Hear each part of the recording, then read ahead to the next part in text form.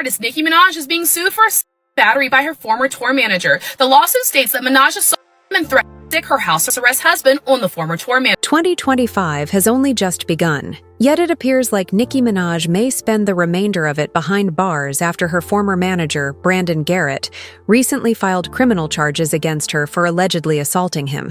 Following her tour, Nicki has been quite quiet on social media because she is actually on the losing side of her legal battle, which she typically wins. Since the claimed attack actually took place while she was on tour, some people are conjecturing that she fled because she knew she would face criminal charges. At first, Brandon intended to sue her in civil court and force her to pay, but he was spiteful enough to convert this into a criminal case so she could actually experience what it's like to be imprisoned. Nicki has one thing going for her. She always ends up getting herself into some kind of stupid situation. Brandon says he was the day-to-day manager for Nicki's Pink Friday 2 tour, but on April 21st in Detroit, things got violent when she hit him repeatedly backstage because he hadn't finished some errands he was supposed to do. Brandon claims he had finished the errand and was heading back to her when he got a text from Larry Dayan, the head of security, saying that Nicki wanted to see him in her dressing room. When he got there, 8 members of her team were already there, including Dathan, the head of security, and her former manager, Deb. You remember Waka Flocka's mother? Nicki started cursing him out as soon as he arrived, complained to the staff about them not knowing what they're supposed to do, and who reports to who. While she was ranting, she turned her attention to Luke asking what his position on all this was. Brandon made an effort to clarify to Nicki that he had Luke pick up the medications since he was too busy with his real tour duties to help her change quickly during the performances. But Nicki wasn't hearing it. Mr. Luke Montgomery explained that his duties entailed tasks like venue dressing room setup, private jet setup, hotel room setup, quick change room refreshments, and tour bus setup. The complaint reads Mr. Montgomery mentioned, these duties were in addition to any requests from Minaj communicated by Brandon, including food orders, drinks, personal items, baby items, and most notably, prescriptions. However, as I previously stated, Nicki was not amused at all, and if anything, Brandon's explanations were making her even more irritated. Brandon claims that Nicki became visibly upset and angrily screamed at him. He said that she was saying stuff like, "Are you effing crazy? Having him pick up my prescription? If my husband were here, he would knock out your F&T. You just effed up your whole life and you will never be in anyone. I'll make sure of it." But it wasn't just Brandon who got that heat, because the guy who he had told to pick up the prescription, Luke, also got cussed the F out too. She allegedly started yelling at him, asking what day he picked up the prescriptions and what exact prescriptions they were. When Luke said he couldn't recall, she told him to go through his phone till he found it.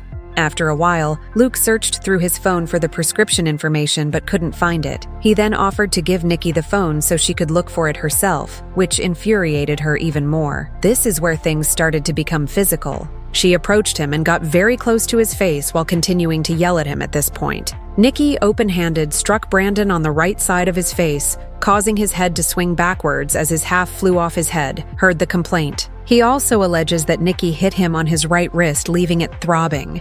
After viciously assaulting this man, she threw him out of the room, and he fled to lock himself in a nearby restroom for hours. As if that weren't bad enough, he was fired that same night.